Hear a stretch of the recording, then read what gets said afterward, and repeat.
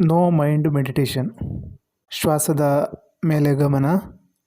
ಶ್ವಾಸದ 4 ಹಂತ. ಉಸಿರು ಒಳಗಡೆ ಹೋಗೋದು, ಉಸಿರು ಒಳಗಡೆ ನಿಂತಿರೋದು, ಉಸಿರು ಹೊರಗಡೆ ಬರೋದು, ಉಸಿರು ಹೊರಗಡೆ ನಿಂತಿರೋದು. ಯಾವ ಸ್ಥಿತಿಯಲ್ಲಿ ಇದ್ದೀವಿ ಅದನ್ನು ಗಮನಿಸ್ತಾ ಇರಿ. ಆಳವಾದ ಉಸಿರಾಟ ಮಾಡ್ತಾ ಶರೀರ ಶಾಂತ ಆಗುವ ಅನುಭವ ಮಾಡಿ.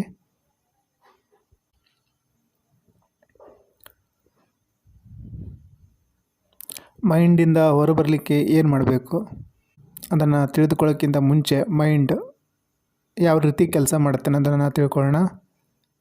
ಮನಸ್ಸು ನಮ್ಮನ್ನು ಯಾವ ರೀತಿ ಮೋಸ ಮಾಡ್ತಾ ಇರ್ತದೆ ಅದನ್ನು ಒಂಚೂರು ನೋಡೋಣ.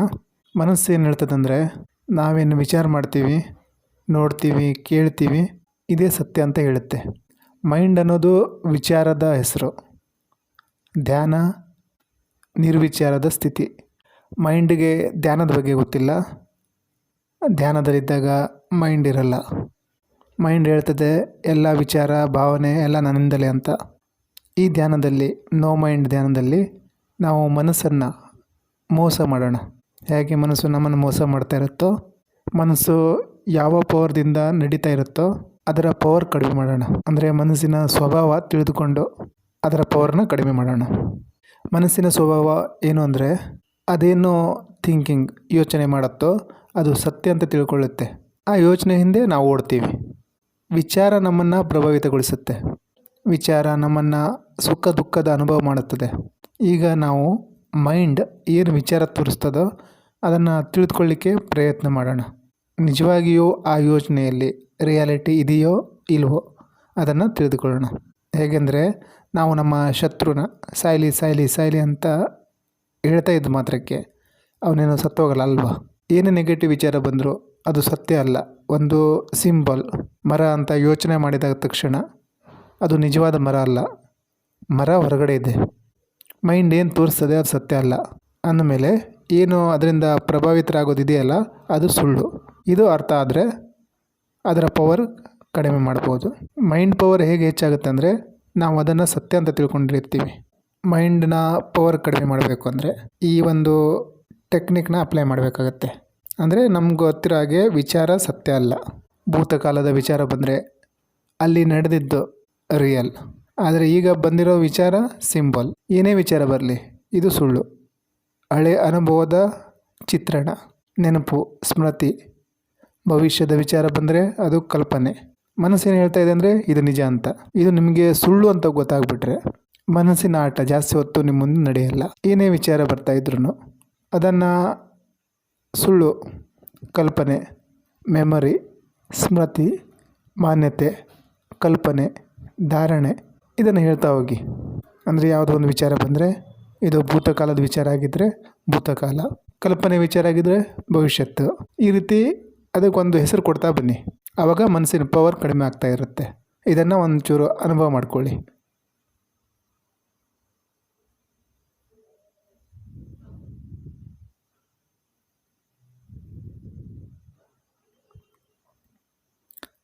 ನಾನು ನಿನ್ನ ಭ್ರಮೆಯಲ್ಲಿ ಬಾಳುವವನಲ್ಲ ಅಂತ ಗೊತ್ತಾದಾಗ ಮನಸ್ಸಿನ ಆಟ ಜಾಸ್ತಿ ಹೊತ್ತು ನಡೆಯಲ್ಲ.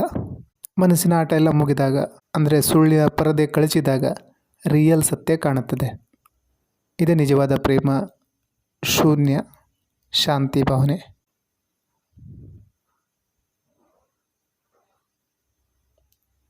ಮನಸ್ಸಿನ ಸ್ವಭಾವ ಏನು ಅಂದರೆ, ನಮ್ಮ ಹತ್ರ ಏನಿದೆ ಅದ್ರ ಕಡೆ ಗಮನ ಕೊಡಲ್ಲ, ಏನಿಲ್ಲ ಅದ್ರ ಕಡೆ ಗಮನ ಕೊಡುತ್ತೆ. ಇದು ಮನಸ್ಸಿನ ಸ್ವಭಾವ. ನಮ್ಮ ಹತ್ರ ದುಡ್ಡಿಲ್ಲ ಅಂದಾಗ, ಬಡವರಾಗಿದ್ದಾಗ ಯೋಚನೆ ಮಾಡ್ತೀವಿ ದುಡ್ಡು ಸಿಕ್ಕಿದ್ರೆ ಅಂತ. ಆದರೆ ದುಡ್ಡು ಸಿಕ್ಕಿದ ಮೇಲೆ ಮನಸ್ಸಲ್ಲಿ ಹಳೆಯದೇ ನೆನಪಿಟ್ಕೊಂಡು ಕೊರಗ್ತಾ ಇರ್ತೀವಿ. 1 ಲಕ್ಷ ಸೇವಿಂಗ್ ಆದಮೇಲೆ ಚೆನ್ನಾಗಿರ್ಬೋದು ಅಂದ್ಕೊಳ್ತೀವಿ. 1 ಲಕ್ಷ ಬಂದರೆ 5 ಲಕ್ಷ ಇಲ್ವಲ್ಲ ಅಂತ ಕೊರಗ್ತಾ ಇರ್ತೀವಿ. ಇದು ಮನಸ್ಸಿನ ಸ್ವಭಾವ. ಹಾಗಾಗಿ ಇಲ್ಲಿ ಯಾರೂ ಖುಷಿಯಾಗಿಲ್ಲ. ಬೇಕು ಬೇಕು ಅಂತ ಮನಸ್ಸು ಹೇಳ್ತಾ ಇರ್ತದೆ, ಅದರ ಹಿಂದೆ ನಾವು ಓಡ್ತಾ ಇರ್ತೀವಿ. ನಾವು ಪ್ರಧಾನಿ ಆಗಲಿ, ರಾಷ್ಟ್ರಪತಿ ಆಗಲಿ, ಅಥವಾ ನಮ್ಮ ಫೀಲ್ಡಲ್ಲಿ ಎಕ್ಸ್ಪರ್ಟ್ ಆಗಲಿ, ನಾವು ಶಾಂತರಾಗಲಿಕ್ಕಾಗಲ್ಲ. ಯಾಕೆಂದರೆ ಮನಸ್ಸಿನ ಸ್ವಭಾವ ಅದು ಏನಿದೆಯೋ ಅದನ್ನು ನೋಡಲ್ಲ, ಏನಿಲ್ಲ ಅದ್ರ ಕಡೆ ಗಮನ ಹರಿಸುತ್ತೆ. ಮನಸ್ಸು ಯಾವತ್ತೂ ನನಗೆ ಒಳ್ಳೆಯ ಆದಾಯ ಇದೆ, ಸಾಕಷ್ಟು ಸೇವಿಂಗ್ಸ್ ಇದೆ, ಒಳ್ಳೆಯ ಫ್ಯಾಮಿಲಿ ಇದೆ, ಆರೋಗ್ಯ ಇದೆ, ಸಾಕು ಅನ್ನಲ್ಲ. ಹಾಗಾಗಿ ಈಗ ನಾವೇನು ಮಾಡೋಣ ಅಂದರೆ ಈ ಮನಸ್ಸಿನ ಸ್ವಭಾವ ಏನಿದೆ ಅದನ್ನು ಬದಲಾಯಿಸೋಣ. ನಮ್ಮ ಹತ್ರ ಏನಿದೆ ಅದ್ರ ಕಡೆ ಗಮನ ಕೊಡೋಣ, ಏನಿಲ್ಲ ಅದ್ರ ಬಗ್ಗೆ ಗಮನ ಕೊಡೋದು ಬೇಡ. ಇವತ್ತು ಏನೇನಿದೆ, ಹೋದ ವರ್ಷ 2 ವರ್ಷದ ಹಿಂದೆ ಅಂದ್ಕೊಂಡಿದ್ವಿ ಇದು ಬಂದರೆ ನಾವು ಚೆನ್ನಾಗಿರ್ತೀವಿ ಅಂತ. ಆ ಥರ ಏನೇನಿದೆ, ಆರೋಗ್ಯವಾಗಿದ್ದೀರಾ, ನಿಮ್ಮ ಹತ್ರ ತುಂಬ ಹಣ ಇದೆ ಆದರೆ ಆರೋಗ್ಯವಾಗಿಲ್ಲ, ಆ ಹಣ ತಗೊಂಡು ಏನು ಮಾಡ್ತೀರಾ ಹೇಳಿ? ಅಥವಾ ನಿಮ್ಮ ಹತ್ರ ಹಣ ಇಲ್ಲ, ಆರೋಗ್ಯ ಚೆನ್ನಾಗಿದೆ. ಅರ್ಥ ಮಾಡ್ಕೊಳ್ಳಿ, ನಿಮ್ಮ ಹತ್ರ ಬಹುದೊಡ್ಡ ಸಂಪತ್ತಿದೆ, ಧನ ಸಂಪತ್ತಿದೆ, ಆದರೆ ಮನಸ್ಸು ಈ ಹಣ ತೋರಿಸಲ್ಲ. ಅದಕ್ಕೆ ಕಾಗದದ ಹಣ ಮಾತ್ರ ಬೇಕಾಗಿರುತ್ತೆ, ಬ್ಯಾಂಕ್ ಬ್ಯಾಲೆನ್ಸು ಅದು ಮಾತ್ರ ತೋರಿಸ್ತಾ ಇರುತ್ತೆ. ನಮ್ಮ ಹತ್ರ ಏನಿದೆ ಅದು ಸಾಕು ನಾವು ಬದುಕಲಿಕ್ಕೆ. ಏನೇನಿದೆಯೋ ಅದ್ರ ಕಡೆ ಗಮನ ಹರಿಸಿ, ಏನಿಲ್ಲ ಅದ್ರ ಬಗ್ಗೆ ಯೋಚನೆ ಬೇಡ.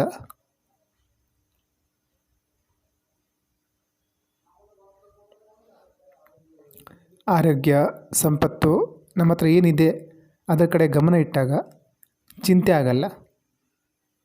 ಚಿಂತೆ ಆಗಲಿಕ್ಕೆ ಭವಿಷ್ಯ ಬೇಕು, ಭವಿಷ್ಯ ಇಲ್ಲ ಅಂದರೆ ಚಿಂತೆ ಇರಲ್ಲ. ವರ್ತಮಾನದಲ್ಲಿ ಜೀವನ ಇರ್ತದೆ, ಅದರ ಕಡೆ ಗಮನ ಕೊಡಿ. ಚಿಂತೆ ಬಂತಾ ಹೇಳಿ, ಮಾನ್ಯತೆ ಇದು, ಇನ್ನೊಂದು ವಿಚಾರ ಬಂತಾ ಭ್ರಮೆ, ಇನ್ನೊಂದು ವಿಚಾರ ಬಂತಾ ಕಲ್ಪನೆ, ಇನ್ನೊಂದು ವಿಚಾರ ಬಂತಾ ಸ್ಮೃತಿ, ಮಾನ್ಯತೆ, ಈ ರೀತಿ ಹೇಳ್ತಾ ಇದ್ದರೆ ನೋ ಮೈಂಡ್ ಸ್ಟೇಜಿಗೆ ಆಟೋಮೆಟಿಕ್ಕಾಗಿ ತಲುಪ್ತೀವಿ. ಅಲ್ಲೇ ಶಾಂತಿಯ, ಆನಂದದ, ಶೂನ್ಯದ ಅನುಭವ ಆಗೋದು. ಆಗಿಲ್ಲ ಅಂದರೆ ಆ ಕಲೆನ ಕರಗತ ಮಾಡ್ಕೋಬೇಕಾಗತ್ತೆ, ಶೂನ್ಯದಲ್ಲಿ ಇರಬೇಕಾಗತ್ತೆ. ಬಂದಂಥ ವಿಚಾರಕ್ಕೆ ಹೇಳಬೇಕು ಇದು ಸುಳ್ಳು, ಭ್ರಮೆ, ಈ ರೀತಿ ಹೇಳ್ತಾ ಬರಬೇಕಾಗತ್ತೆ. ಇನ್ನೂ ಸ್ವಲ್ಪ ಮನಸ್ಸಿನ ಆಳಕ್ಕೆ ಇಳಿಯೋಣ. ನಮ್ಮ ಮನಸ್ಸು ಏನು ಬೇಕೋ, ಏನು ಇಷ್ಟ ಇದೆಯೋ ಅದ್ರ ಬಗ್ಗೆ ಚಿಂತನೆ ಮಾಡಲ್ಲ, ಏನು ಬೇಡವೋ, ಏನು ಇಷ್ಟಪಡಲ್ವೋ ಅದ್ರ ಬಗ್ಗೆ ಚಿಂತನೆ ಮಾಡ್ತದೆ. ನಿಮ್ಮ ಜೀವನದಲ್ಲಿ ನಿಮಗೆ ಎಷ್ಟು ಮಿತ್ರರು, ಎಷ್ಟು ಶತ್ರುಗಳು ಬಂದು ಹೋಗಿದ್ದಾರೆ, ಆದರೆ ನಿಮಗೆ ಜಾಸ್ತಿ ನೆನಪಿನಲ್ಲಿ ಬರೋದು ಶತ್ರುಗಳು. ಮಿತ್ರರ ಹೆಸರು ಸಮೇತ ನಿಮಗೆ ನೆನಪಿರಲ್ಲ. ಇದು ಮನಸ್ಸಿನ ಸ್ವಭಾವ. ಈಗ ಇದನ್ನು ಉಲ್ಟಾ ಮಾಡೋಣ. ಯಾರನ್ನು ಇಷ್ಟಪಡಲ್ವೋ ಅವರನ್ನು ಇಷ್ಟಪಡೋಣ. ಯಾಕಂದರೆ ಏನು ಇಷ್ಟಪಡ್ತೀವೋ ಅದ್ರ ಬಗ್ಗೆ ಮೈಂಡ್ ವಿಚಾರ ಮಾಡಲ್ಲ.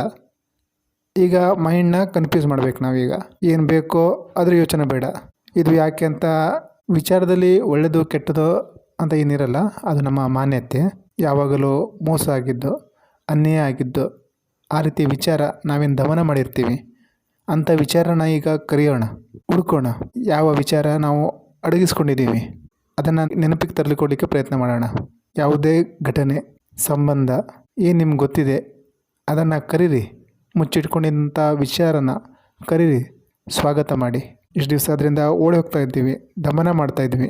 ಈಗ ಆ ವಿಚಾರನ ಕರೀರಿ, ಏನಿದೆಯೋ ಅದನ್ನು ಸ್ವೀಕಾರ ಮಾಡೋಣ, ಫೇಸ್ ಮಾಡೋಣ. ಯಾವ ವಿಚಾರ ಬರಬಾರ್ದು ಅಂತ ಭಯ ಬೀಳ್ತಾ ಇದ್ವೋ ಆ ವಿಚಾರನ ಕರೀರಿ ಆ ವಿಚಾರನ. ಇವತ್ತು ನಿನ್ನನ್ನು ಮಾತಾಡಿಸ್ತೀನಿ ಬಾ ಅಂತ ಕರೀರಿ. ಇಷ್ಟು ದಿವಸ ಅದನ್ನು ಬರ್ಲಿಕ್ಕೆ ಬಿಡಲಿಲ್ಲ, ನೆಗೆಟಿವ್ ವಿಚಾರ, ಭಯದ ವಿಚಾರ ಅಂತ ದೂರ ಇಟ್ಟಿದ್ವಿ. ಇವತ್ತು ಅದನ್ನು ವೆಲ್ಕಮ್ ಮಾಡೋಣ.